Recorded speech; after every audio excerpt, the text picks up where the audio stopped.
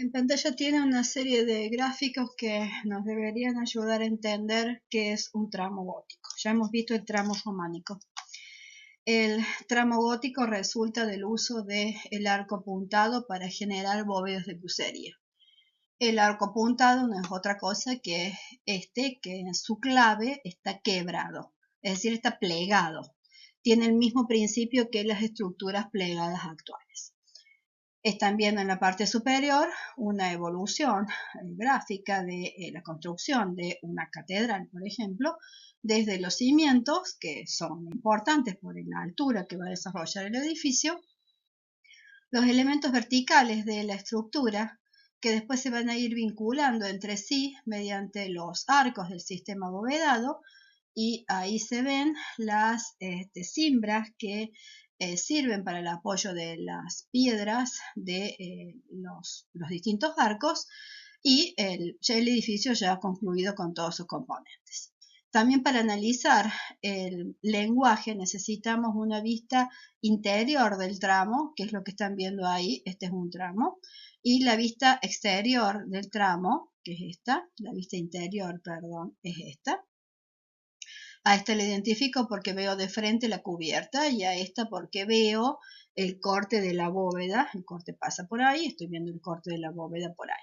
Un tramo y un tramo me van a servir para analizar los recursos del lenguaje. Mientras que en la parte inferior están viendo una serie de dibujos en 3 dimensiones que sirven para entender cómo es la marcha de las cargas, dado que el corte me las da solo en 2 dimensiones, que son los planos estos que tengo acá. ¿Sí? Ahí lo ven, porque cada uno de estos planos, como si fuera un paquete de galletita, si después no los vinculo entre sí, se me caen. ¿Qué los vinculan entre sí?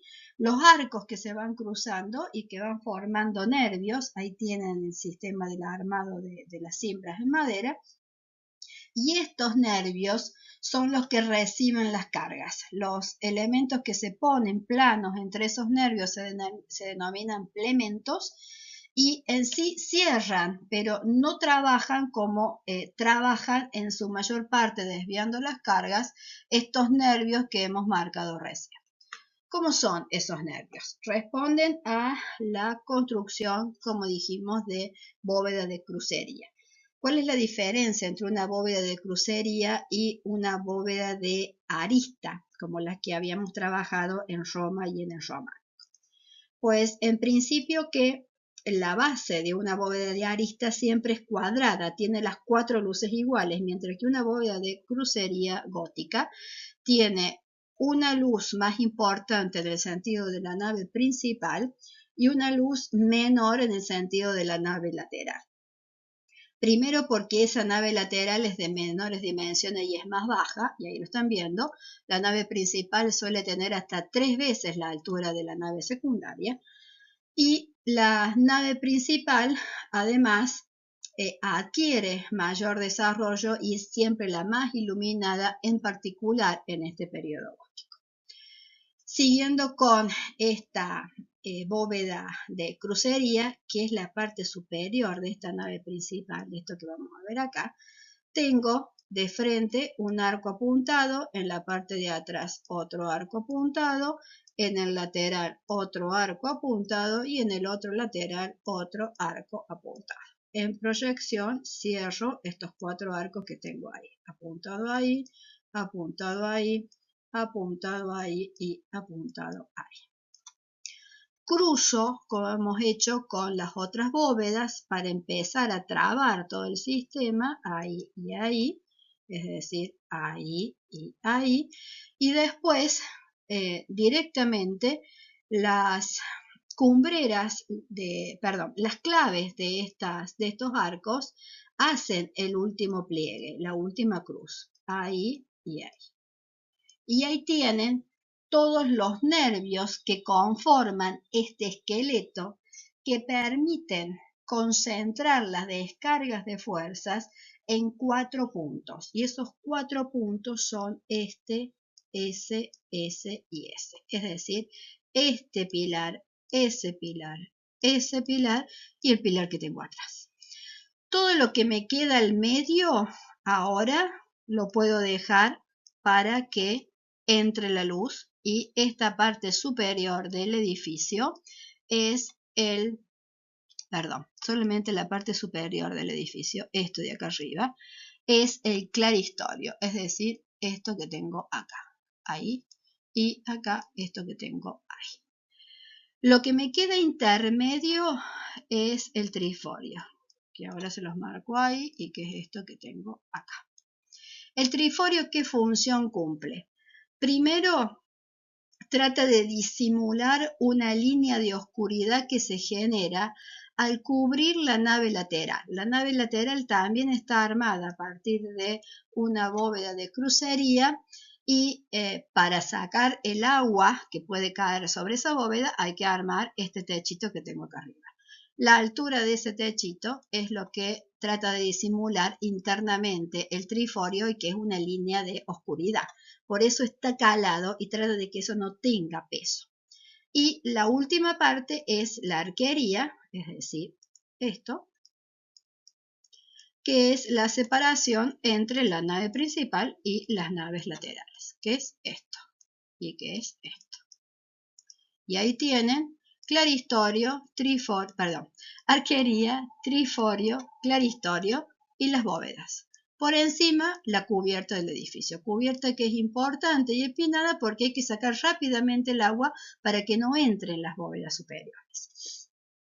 Si me siguen acá, ahí ven que el muro sigue hasta la parte de arriba, es decir, no se detiene en estos arcos que hemos dibujado para armar las bóvedas en el dibujo anterior. ¿Ven? Ahí tienen el arco, pero el muro sigue hasta acá arriba.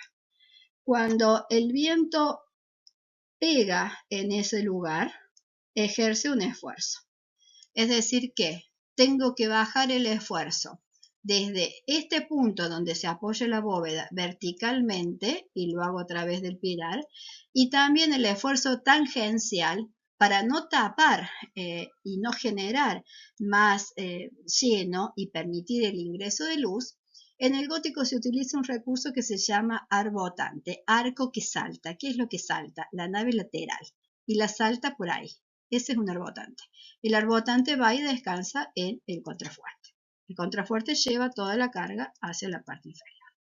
En ese punto superior que les marqué ahí, donde hace presión el viento, hay otro arbotante, en el caso de que la catedral sea muy alta. Y otra vez hace lo mismo, salta y va hacia el contrafuerte. El contrafuerte suele tener pináculos que ayudan a la verticalidad del contrafuerte en su totalidad. Como ven, el contrafuerte por arriba es recto, porque también se usa como desagüe del agua. Y esta parte del arco es la que en realidad ejerce el esfuerzo. De esta forma se generan estos planos que juntan pilar, contrafuerte y arbotante diversos, más la propia nave lateral. Cada uno de estos planos es lo que divide tramo de tramo, y es lo que después hay que terminar de tejer, de vincular con los 4 arcos laterales más las diagonales y los nervios que pasan por las claves.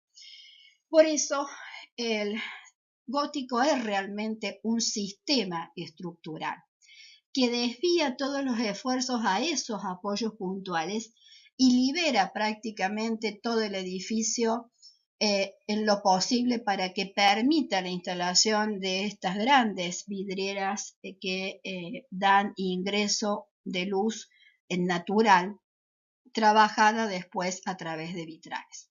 Pero el sistema estructural en sí es el gran aporte del gótico.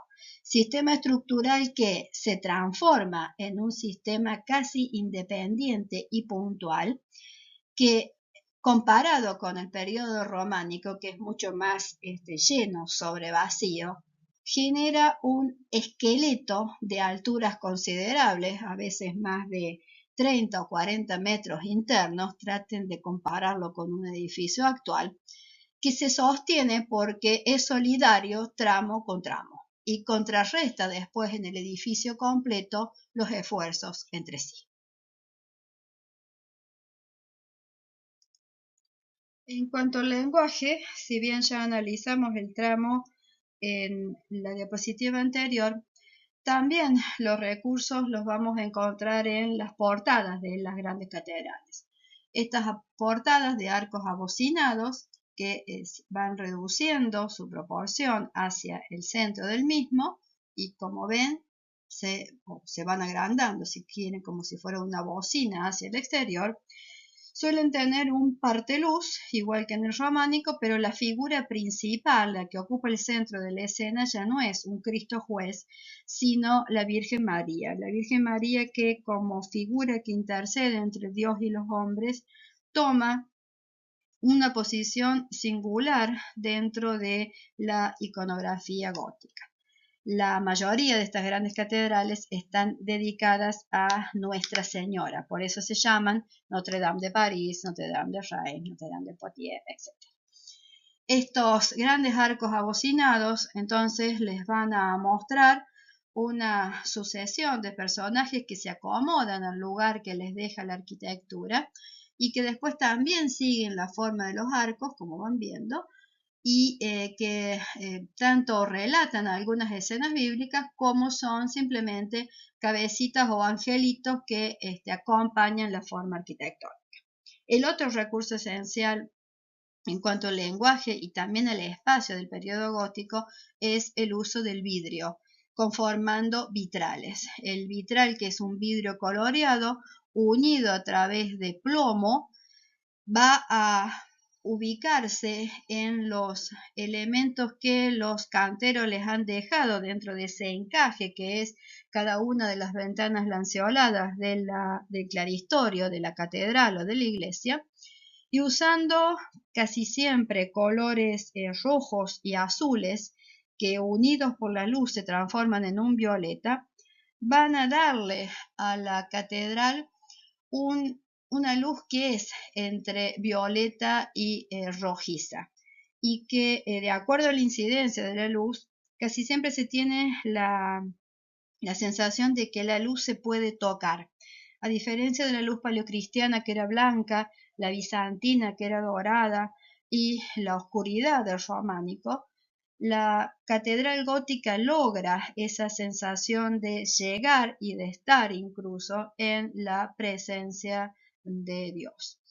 De la misma forma, los colores habían sido usados en las fachadas y estos mapping de luz actuales permiten tener una idea de cómo eran estas catedrales cuando no son blancas como ahora, sino cuando tenían esta diversidad de color, dado que, igual que en el periodo románico, la intención didáctica de estas obras eran tratar de transmitirle al fiel que era analfabeto, que no podía leer y que no podía acceder de otras formas a las enseñanzas, qué decían las Sagradas Escrituras y también los modelos que eran estos santos que se tomaban como referencia del fiel cristiano. ¿Cómo es la función? Es decir, cómo analizamos el tipo funcional de estas catedrales. La catedral dijimos que es el asiento del obispo. Por lo tanto, el espacio principal de una catedral es el espacio donde se ubica el obispo. En pantalla tienen 4 catedrales, desde la más antigua que es París hasta la más moderna dentro del gótico, el gótico tardío, gótico flamígero, que es la Catedral de Reims. Todas que tienen de similar una nave principal que es más ancha que las naves laterales. Todas tienen también en común una cabecera que es curva a partir del ábside, que genera una girola por atrás, además de un ingreso principal y las torres en los laterales. Todas tienen ingresos laterales importantes, portadas importantes en los laterales, y todas, si bien se les puede leer la cruz latina en el interior, está absorbida por la forma poligonal final de la iglesia. Quiere decir que una catedral que tiene el espacio donde da misa el obispo, un presbiterio que es más profundo y que suele tener una altura importante y donde el obispo, ubicado ahí, dicta cátedra, da la misa.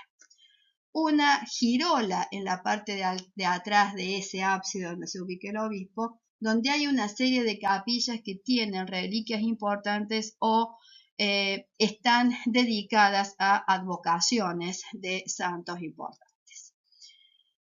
Más de un ingreso principal, dado que suelen tener más de 130 metros de largo, es decir, son largas, tienen un desarrollo importante, y las tres portadas tienen también un desarrollo en el lenguaje significativo. Todas dan una lección de religión a los fieles que van ingresando por esas portadas. Y ese acceso le permite al fiel ingresar desde cualquier punto, recorrer esas capillas y salir por otro de los ingresos o salir por el frente del conjunto. Dentro de la ciudad, las dos torres marcan la presencia de la catedral si es que en el crucero no se ubica algún otro elemento vertical importante. Entonces, en sí, si bien estos elementos que nosotros vemos ahí son similares a los anteriores, ¿cómo hacemos para diferenciar a los anteriores edificios religiosos que hemos visto dentro de la iglesia cristiana? ¿Cómo hacemos para diferenciarlos de esos anteriores, del paleocristiano, del bizantino y del gótico, del románico? Pues porque cuando el fiel se mueve por acá, tiene la sensación de ir pausando su camino hacia el altar, a través de estos tramos que le van marcando ese camino, tanto en su ingreso como en su egreso.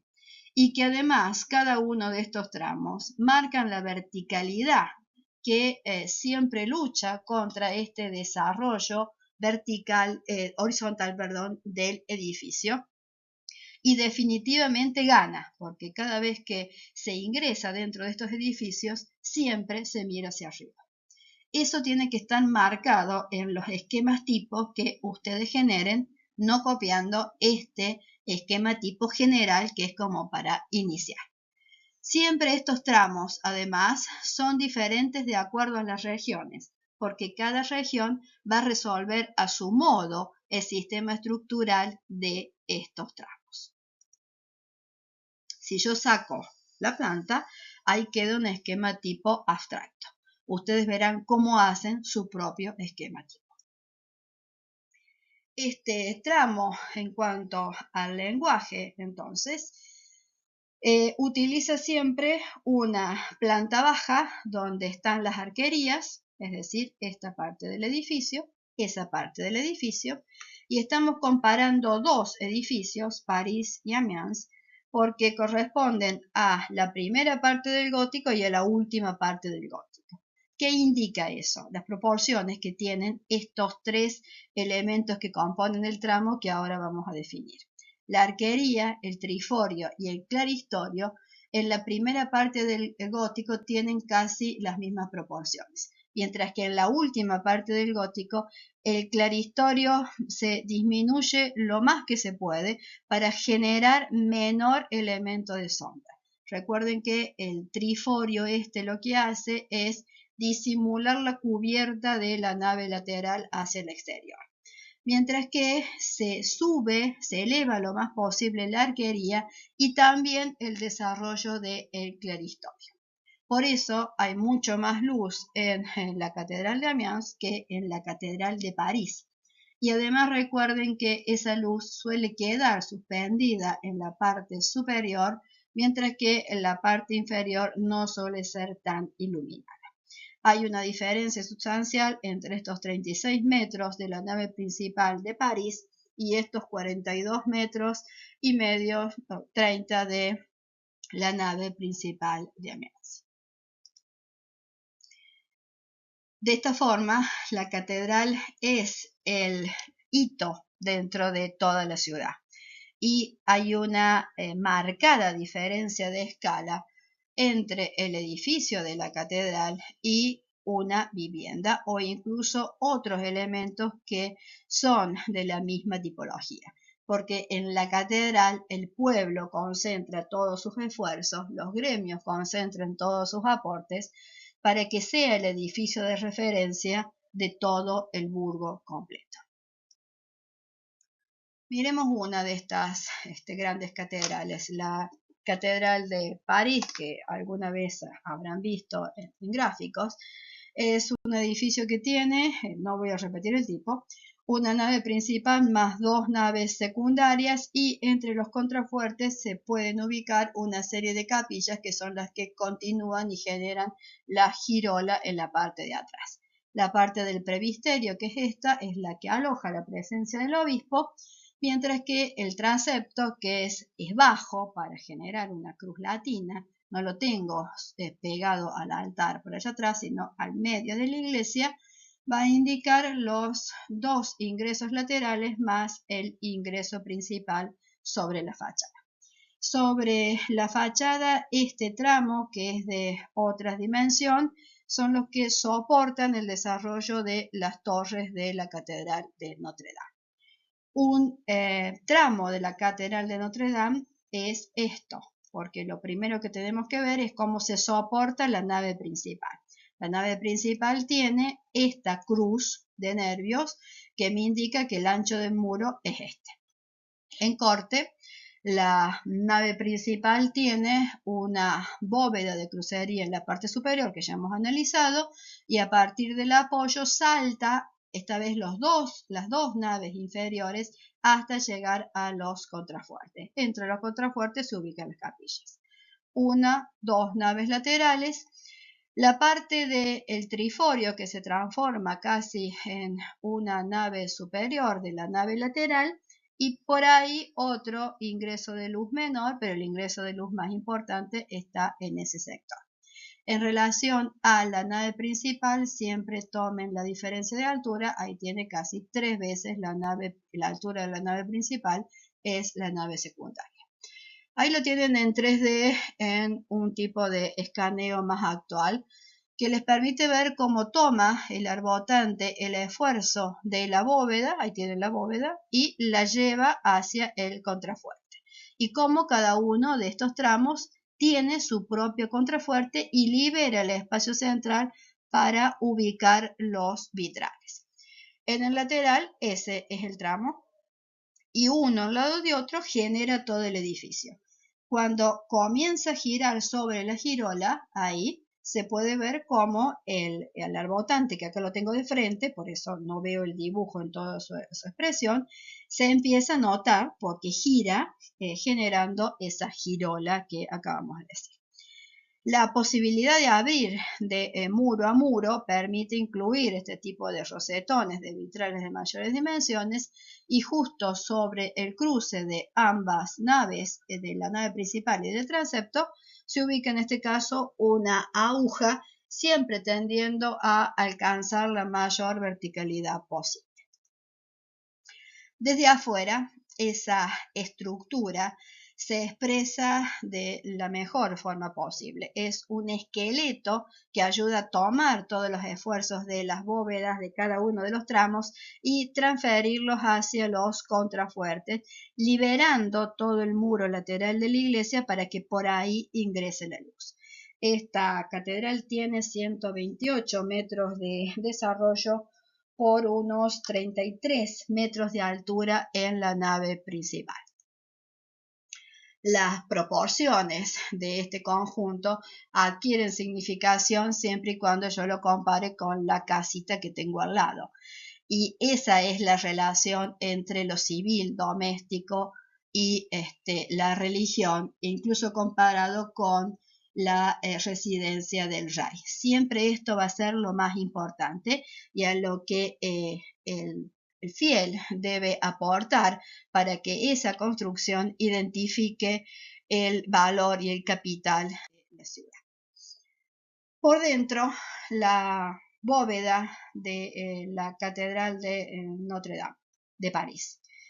Ahí va en el tramo, si sigo primero un arco, después sigo el otro arco y reviso cómo se cruza por arriba, Esto está partido otra vez por la mitad y es lo que me permite generar después las naves laterales en la parte inferior.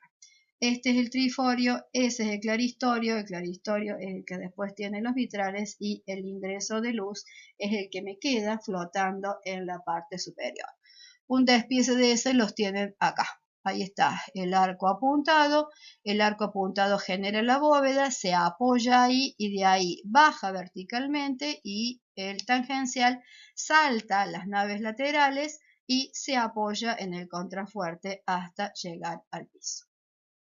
Siempre la luz queda en la nave principal, mientras que las naves secundarias, que tienen la misma resolución de bóvedas, acá también una nave secundaria, quedan en penumbra, con mucha menor cantidad de luz, para que el camino real, el camino más importante, sea el indicado por la nave principal. Y en la nave principal, la arquería de planta baja, el triforio en ese segmento intermedio que disimula la cubierta de las naves laterales y el claristorio en la parte superior. ¿Qué hace el ojo cuando está en estos espacios? Sigue esta línea. Y esta línea va hasta arriba, cruza y vuelve hasta abajo. Pero lo que hace inmediatamente el ojo es mirar hacia arriba, porque todas las líneas tratan de hacer eso. Incluso en estos grandes pilares que todavía no están subdivididos porque este es un gótico primitivo, que ya no tienen ningún vestigio de ningún tipo de orden ni nos interesa, que se vuelven a subdividir en el triforio para tratar de quitarle el peso y que pierden la materialidad en la parte superior del claristorio, tratan de alivianar en lo posible todo el sistema. De tal forma que cuando uno está en el interior de estos edificios no sabe qué sostiene todo esto. Es evidentemente la fe es lo que sostiene el edificio. Y solo desde afuera es cuando se nota que esto tiene un sistema estructural.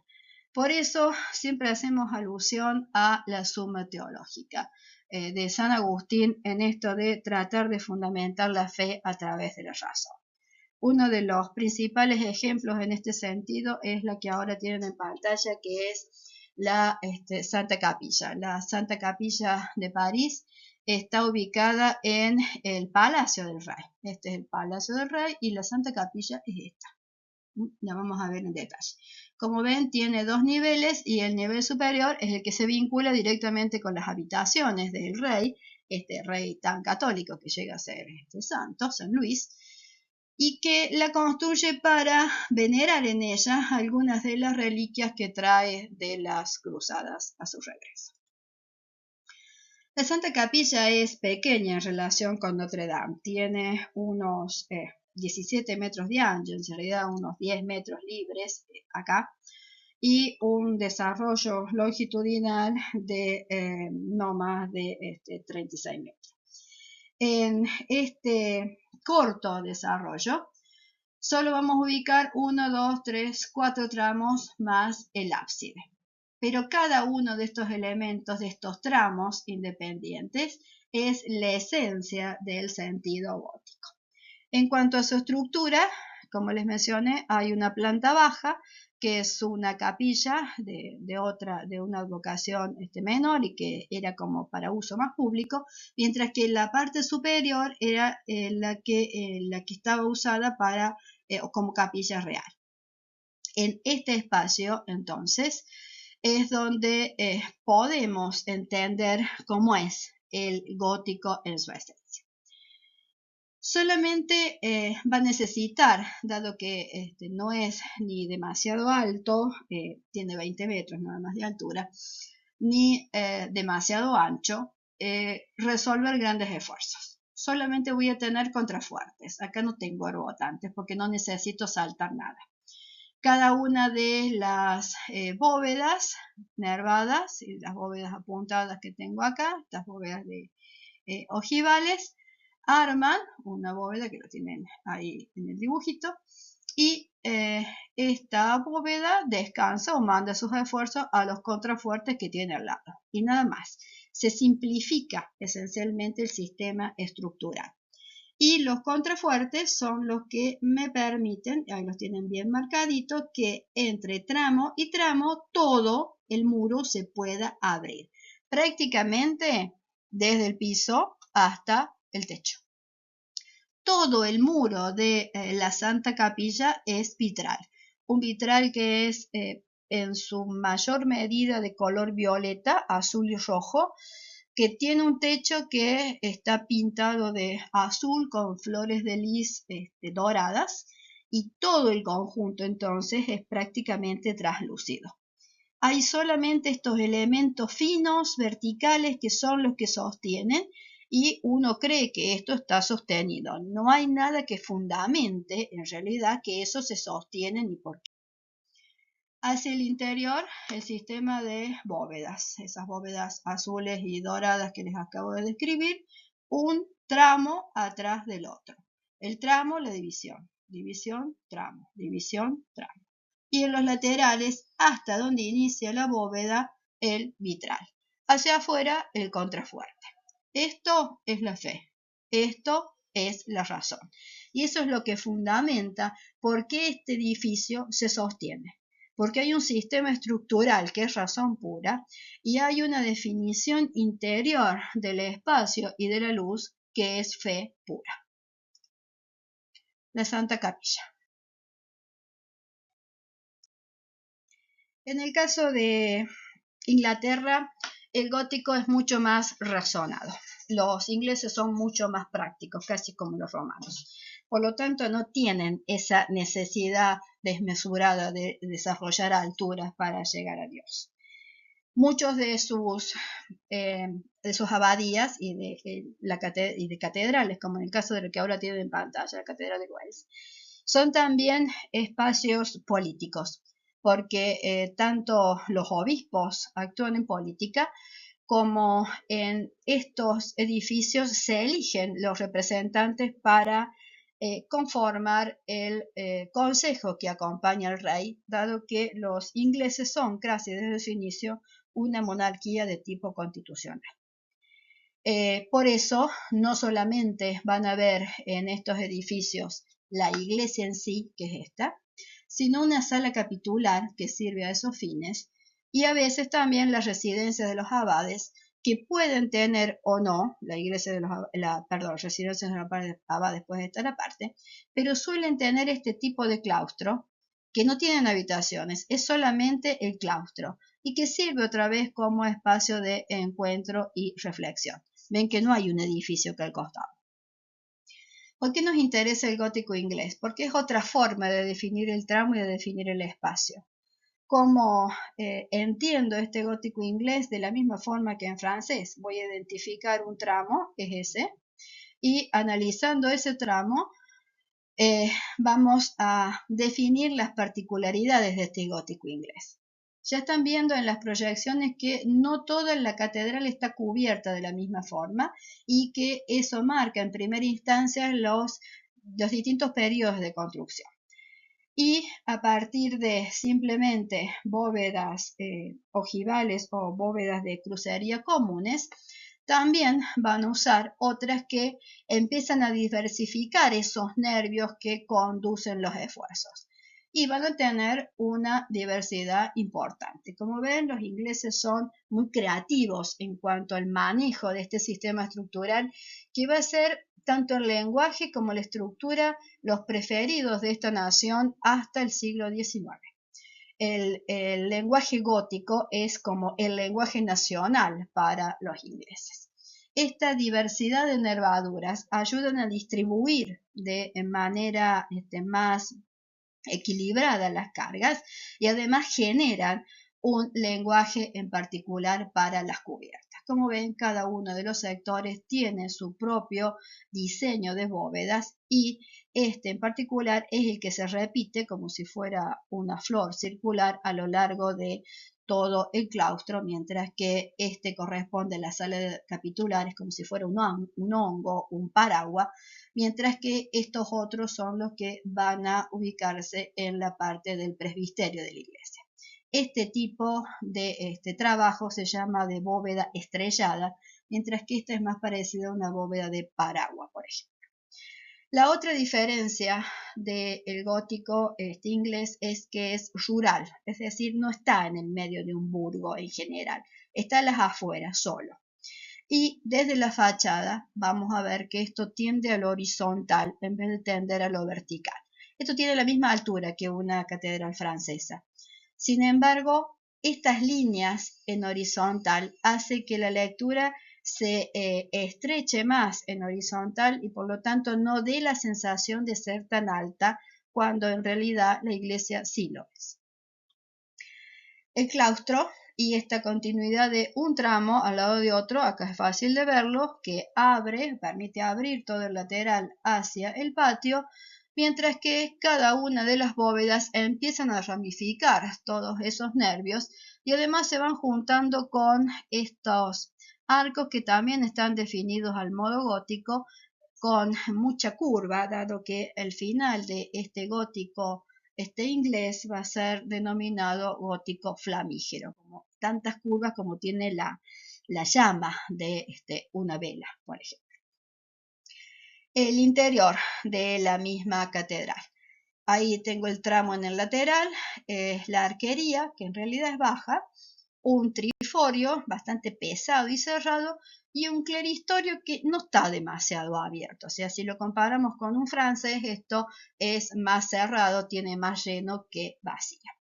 Y además, cuando lo vemos en el espacio, acá hay líneas horizontales que ya no permiten esa lectura en vertical tan clara como lo hicimos en Notre Dame, sino que corta ese sentido ascensional. Y la mirada tiende otra vez a fugar hacia el punto final, es decir, el presbiterio. Esto también es sede de un obispo y también presta todos los funcionamientos al espacio litúrgico, etc. ¿Qué otra cosa más corta este desarrollo de la iglesia? Este arco tipo tijera, o casi que es como un 8, que define el crucero del conjunto.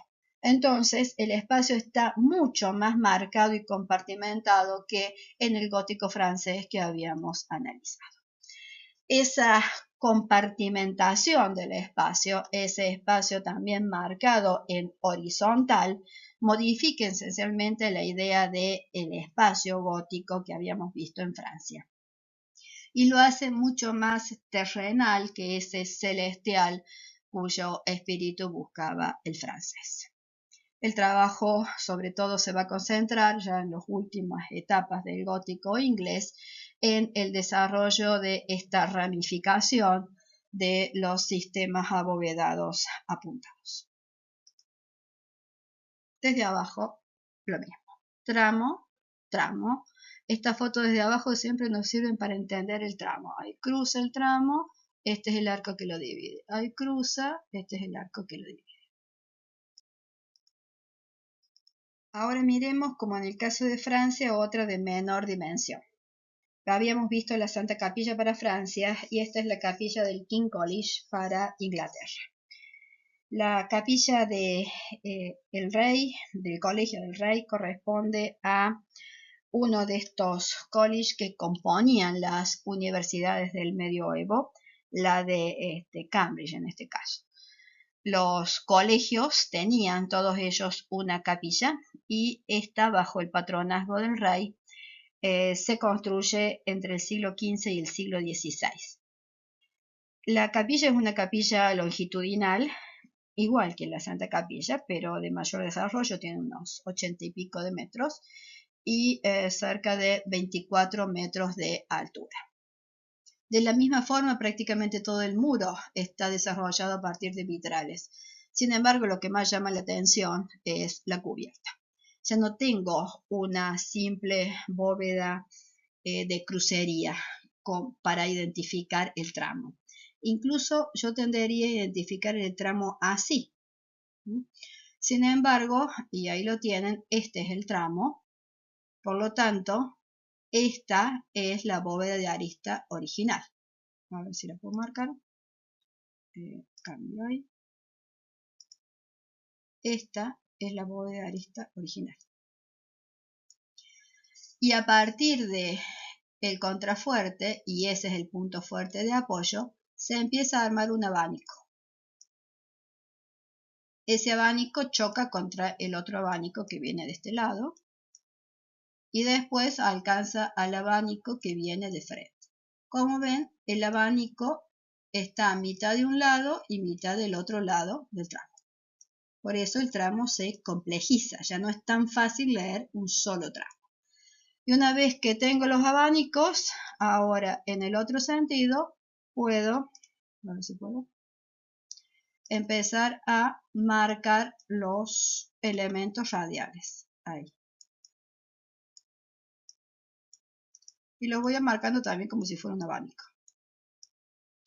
Y esa es ya la máxima distribución posible de cargas, que no nos permite identificar ninguna parte del elemento original que habíamos visto en el primer análisis. Cada uno de estos elementos que se abren en el abanico son los que toman el esfuerzo y los conducen a ese punto de apoyo hasta después ir por el mismo pilar. Hacia el exterior, el contrafuerte es el que termina de resolver el esfuerzo. Pero acá nos llama la atención el lateral, el vitral lateral, la luz, sino cómo se resuelve la estructura.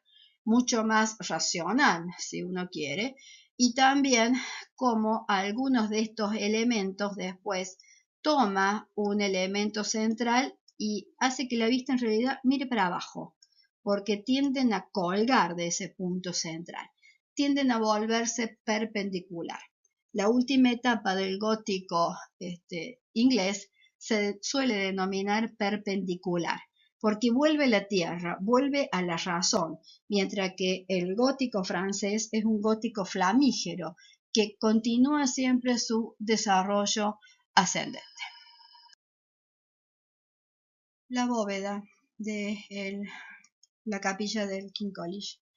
Ahí van viendo el nervio central, el arco que divide tramo de tramo y cómo alrededor de él se va generando el abanico y a su vez cómo después los nervios menores van subdividiendo la superficie de descarga hasta que la descarga se centra en ese punto. Al centrarse en esos puntos, todo lo que está al medio se puede abrir.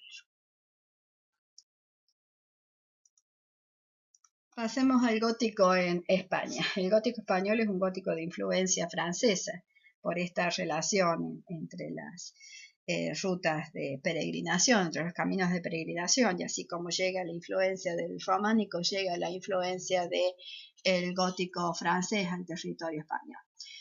Burgos, donde se ubica esta catedral de Santa María, es parte de ese camino a Santiago de Compostela. La catedral de Burgos, una de las mejores expresiones del gótico español, que es tomado también como referencia para lo que va a pasar a América unos 200 años después.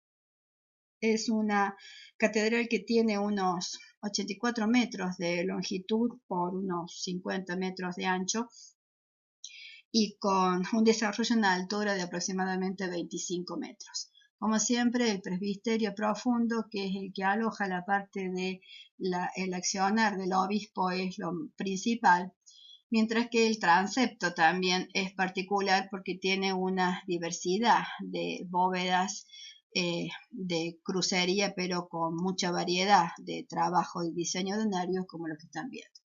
En particular el cimborrio que tengo acá al medio, que es lo que ven ahí, que es como si fuera un encaje, una flor que se va apoyando en el octógono que compone el cimborrio. El cimborrio no es una cúpula porque, como ven, tiene una base poligonal. Y también la diversidad de ahí lo ven en las proyecciones, de las bóvedas de crucería que van componiendo tanto el desarrollo de la nave principal como el de las naves laterales. Todas esas otras capillas que ven por ahí son posteriores. Sobre la girola, que es lo que va girando en torno al ábside, se desarrollan otras tantas capillas, algunas de ellas privadas, pero la más importante de todas ellas es la capilla del Condestable, que es la que está por ahí atrás, que en la foto es esto que tienen acá atrás.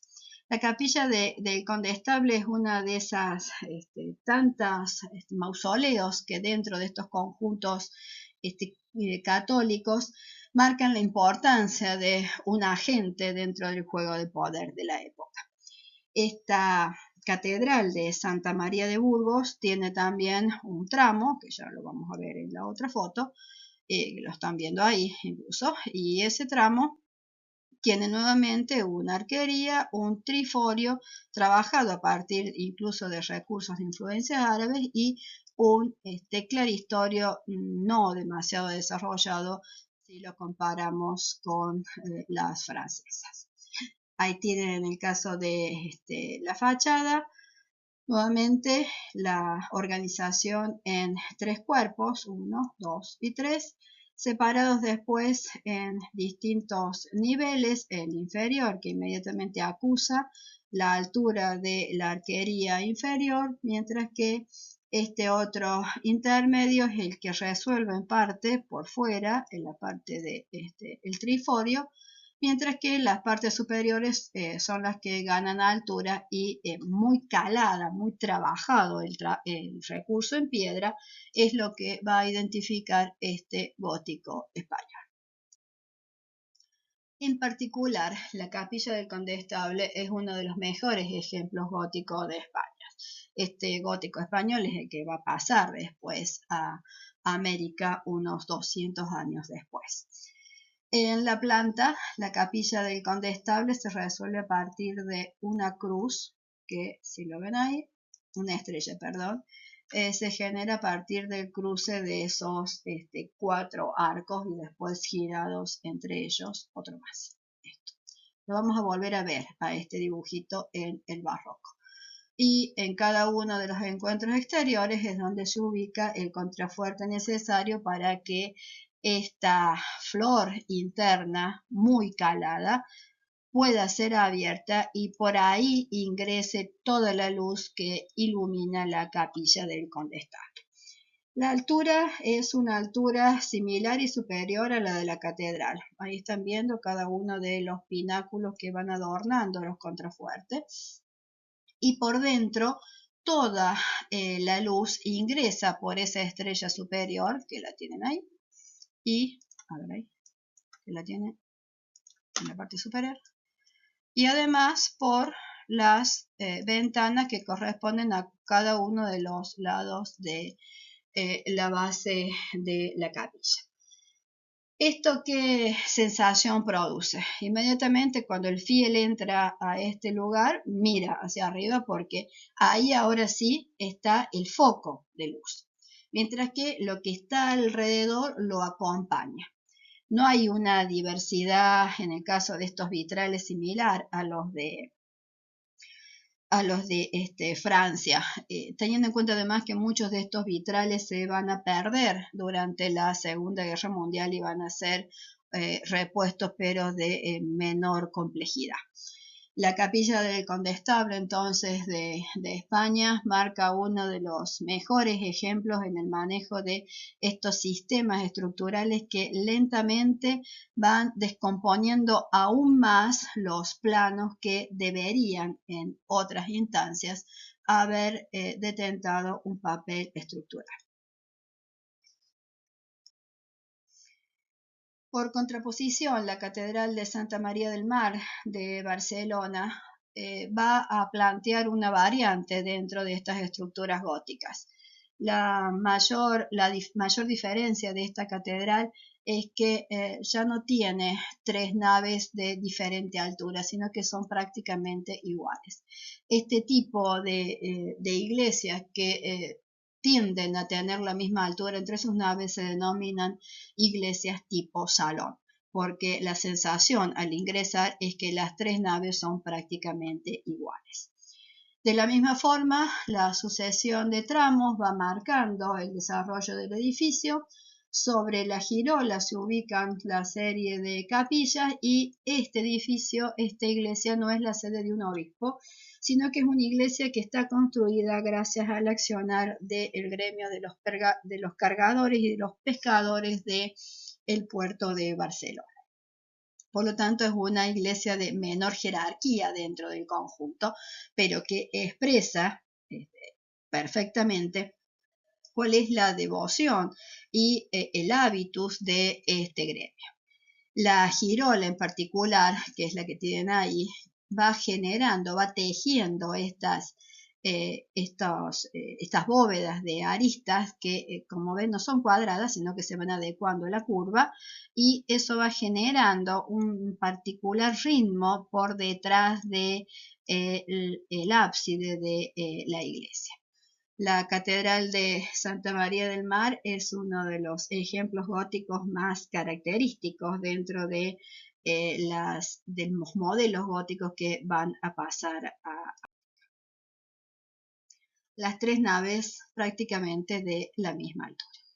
Siempre, porque ahora ya no tengo diferencia, no necesito el triforio, tengo la arquería y directamente el claristorio. Y el claristorio está mejor desarrollado hacia el exterior, hacia las naves laterales, que sobre la nave principal. La Catedral de Porto, o la Pseudo Porto, la Catedral de la ciudad de Porto, la vamos a revisar solamente en cuanto al lenguaje, porque parte de este lenguaje pasa a las colonias portuguesas en América, es decir, a Brasil. La catedral en realidad es de un desarrollo más bien románico. Como ven, el tramo es un tramo que está cubierto con una bóveda de cañón corrido y no tengo los elementos de claristorio, triforio y arquería que venía manejando recién.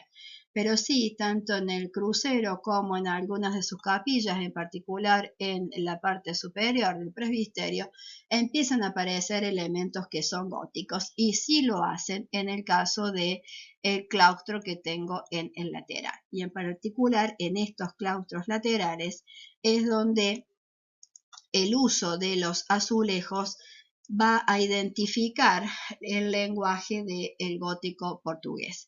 Y esta característica es la que hereda el gótico y después también el barroco brasilero, que es el que vamos a estudiar ya en otros años.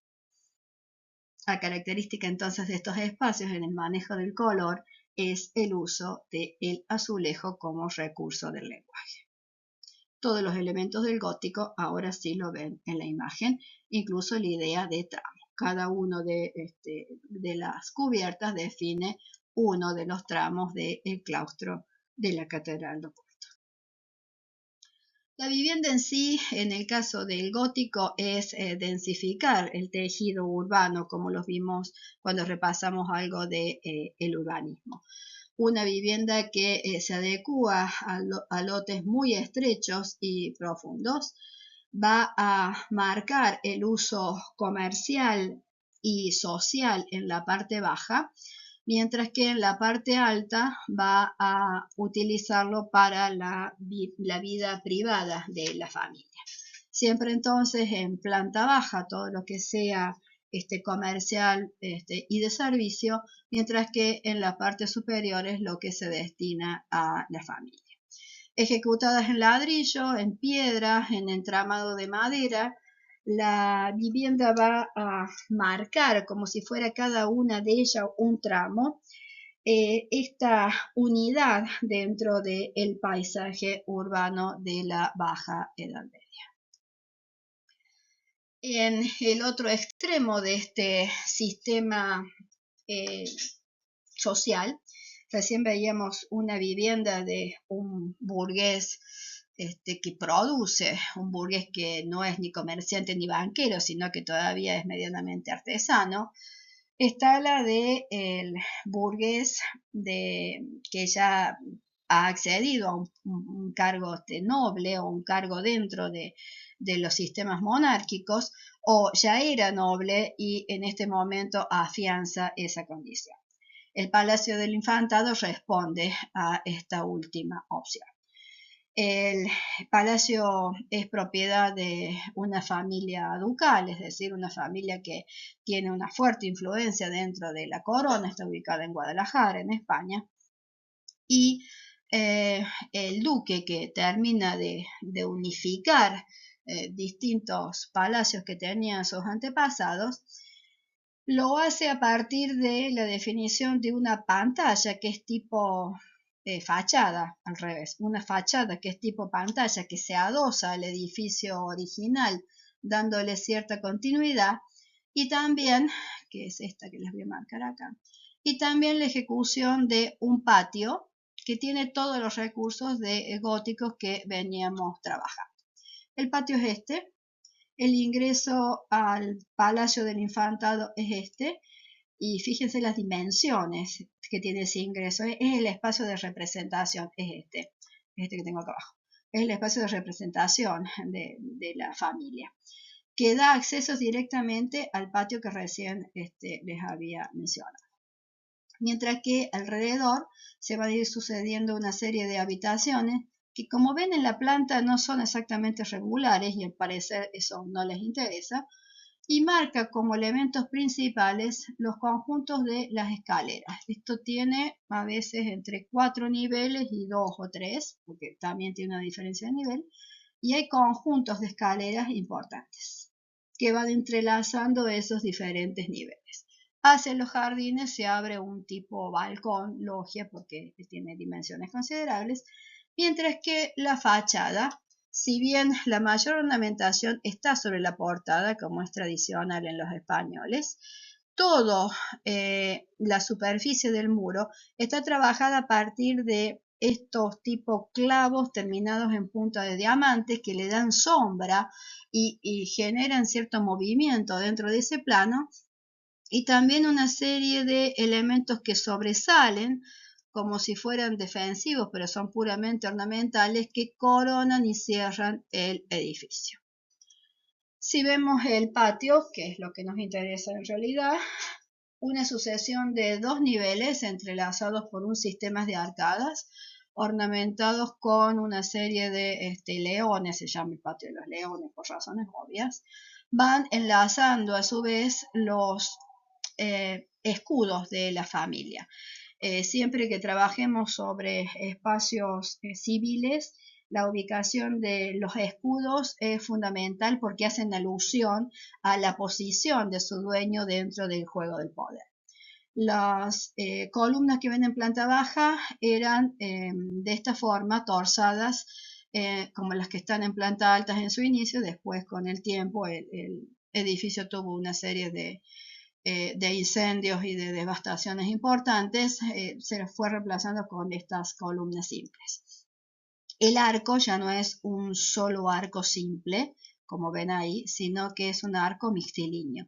Se va quebrando muchas veces, e incluso el parapeto del balcón, de la baranda corrida de la parte superior, es calado. Es decir, todos los elementos tratan de perder peso y de dar la sensación de liviano, aún siendo ejecutados en piedra, que es la razón de ser del lenguaje gótico. Nuevamente, tramo, tramo, tramo y tramo van a generar el edificio en su conjunto.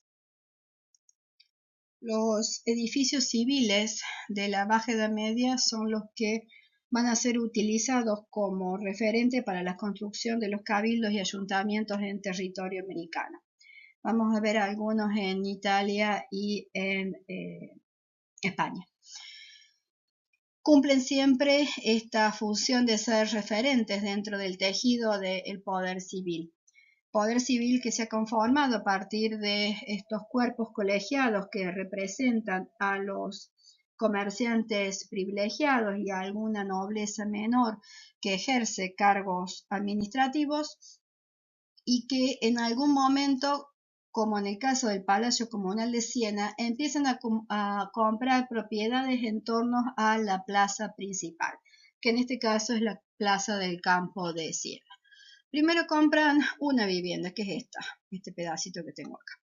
Y esta vivienda o este edificio, al que le van construyendo una torre para señalar el punto donde está el edificio, tiene 2 sectores principales, este y este. Es decir, 2 sectores unidos por un patio. En el primero se reúne el consejo, marca su presencia con una torre. La parte de atrás está destinada a un archivo o parte de las escribanías, y también a la cárcel, que es la otra función de estos cuerpos colegiados. Con el tiempo compran las dos casas que tienen en los laterales y conforman el desarrollo de la fachada que ven ahí, que tiene 3 tramos, que a su vez está subdividido en varios tramitos menores. Si quiero hacer la lectura del edificio en sí, vamos a identificar cada uno de estos tramos que se van repitiendo uno al lado de otro. La altura de la torre es considerable porque está en proporción al poder de Siena en esta época, que era prácticamente una república independiente. En cuanto a las funciones de estos otros dos cuerpos que en continuidad van a conformar esta fachada completa del palacio que tengo en la imagen, hay salas importantes de reunión ubicadas por acá, por ahí, por ahí, por ahí, mientras que lo que me queda en medio es la capilla y la antecapilla. Entre otras funciones como la cárcel que les mencioné antes, acá también había archivos, distintos vestíbulos para ingresar como este o como este, núcleos de escaleras esenciales para unir los diferentes niveles. Este edificio tiene entre 5 y 3 niveles en algunos sectores. Y también el lugar donde vivía el que era presidente de estos consejos. En este caso es el sector completo de este lado. Ejecutado en este caso en ladrillo a la vista con algunas incorporaciones de mármol. El mayor recurso del lenguaje que tienen estos edificios es el uso de esta serie de almenas que le dan cierto carácter defensivo, o al menos destacando el borde superior del edificio, y también el uso de estos arquitos que se usaban en el periodo romano y se siguen usando durante el gótico, que tratan de quitarle peso otra vez a la masa del edificio. Este edificio en particular evidencia el uso del arco apuntado en varios de sus aventanamientos. Lo esencial en este caso es también cómo el edificio se conecta, este es el edificio, con la plaza, y la plaza es el espacio cívico de esta época. También la plaza está definida a partir de una serie de viviendas que a modo de tramo van conformando el borde y el lenguaje del espacio civil por excelencia del burgo de la Baja Edad Media. Y si se detienen en la foto de abajo, esta es la plaza civil que tiene como centro y referencia al municipio, mientras que esta es la plaza religiosa que está en función de la iglesia catedral que tengo ahí. Y en este caso, y porque en particular es italiano, se ve el equilibrio entre estos dos poderes, y en todo caso ahí está planteado el espacio del juego del poder. En los palacios que cumplen la misma función en el caso español, claramente hay una conformación a partir de dos cuerpos y un patio central que conforman tanto el Palacio de la Generalitat Valenciana como el de Barcelona. Siempre dos cuerpos y patios centrales van componiendo estos conjuntos que en algún momento reciben una fachada que los unifica, pero no es la intención inicial, sino que siempre se van componiendo como por tramos que se van adosando, y después se les define una fachada que unifica el lenguaje. En cualquiera de estos casos también vuelven a tener archivos, establos, vestíbulos, salas de reuniones, capillas, y en particular identifican a los españoles el uso de estas escaleras voladas que se asientan sobre arcos, ahí ven dos, marcando el espacio más importante en planta alta y que conduce a los distintos concejales hacia esas salas de reuniones que se ubican en la planta superior. la mayoría de ellos están o cubiertas con los tipos de bóvedas que hemos venido trabajando o con ricos artesonados en madera, como ese que también hay. Y para ir cerrando, el espacio comercial también era importante. Y si era importante, los mercaderes construían para su uso estas salas de reuniones que se usaban para los acuerdos del manejo de las rutas comerciales, como de las incumbencias de los propios gremios, como también para acordar los precios de las distintas mercaderías. Para eso servían las lonjas. Esta es la lonja de Palmas de Mallorca, también española, una planta muy simple, rectangular, que a partir de 8 columnas va a definir un sistema de bóvedas que de planta son cuadradas, pero si ustedes la miran para arriba después se definen a través de arcos de medio punto, igual que lo que hemos venido analizando, y entonces son tantos tramos como los que me permiten generar las 6 columnas, y por casi única vez una columna sostiene todo este sistema, y no una, sino varias que se van contrarrestando entre ellas, columnas que a su vez son helicoidales y dan esa sensación de ir ascendiendo y abrirse a modo de paraguas en la parte superior. Esta también es una planta tipo salón.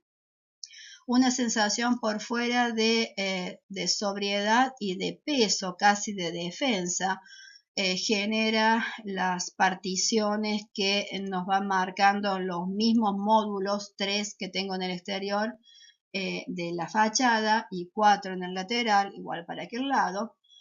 Elementos que permiten transparencia también en la parte superior, y nuevamente elementos verticales que son los que van diferenciando cada uno de los tramos que tenemos por dentro, usando también piedras en su ejecución, definen en conjunto estas lonjas de Palma de Mallorca.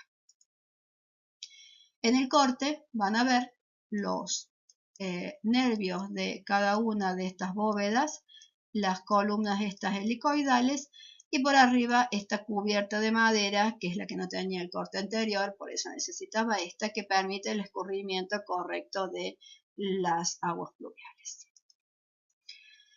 Por dentro, el conjunto es un conjunto que tiene toda la misma altura, por eso esta denominación de planta salón, e incluso en estos espacios civiles la presencia del tramo está, así como esa sensación de verticalidad que marca este periodo gótico, y la intención de desmaterializar el muro a través del calado de la piedra, que es también el otro aporte del gótico a la arquitectura. Es esencial también en esta época el servicio de la salud, dado las distintas pestes y las distintas enfermedades que hemos nombrado. Por eso siempre hay un hospital en estos burgos, que suele mantener y conformar la iglesia, y que a veces también tiene el apoyo del ayuntamiento. El Hospital de la Santa Cruz de Barcelona es un ejemplo de estos, y es el mismo modelo que después va a pasar a América. Acá hay nuevamente un patio, y en torno a un patio, a partir de un tramo que es esto, puedo generar en proyecto este claustro que tiene galerías hacia el exterior, y las distintas crujías. Cada una de estas conforman las grandes salas del edificio, que las están viendo en el corte, la planta alta cubierta con artesonado de madera, y la planta baja con bóveda de crucería, que tiene una vinculación con una iglesia que es propia del conjunto, y 2 alas más en la parte posterior, a la que después se le agrega otro patio, y el ingreso se hace por este sector.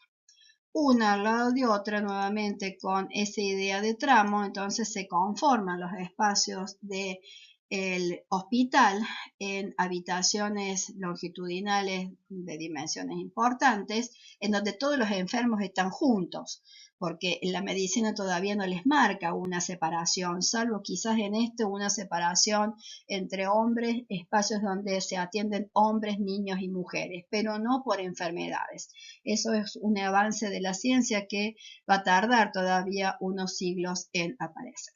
La misma idea de tramos, entonces, la hemos visto repetida en prácticamente todas las tipologías de este periodo gótico.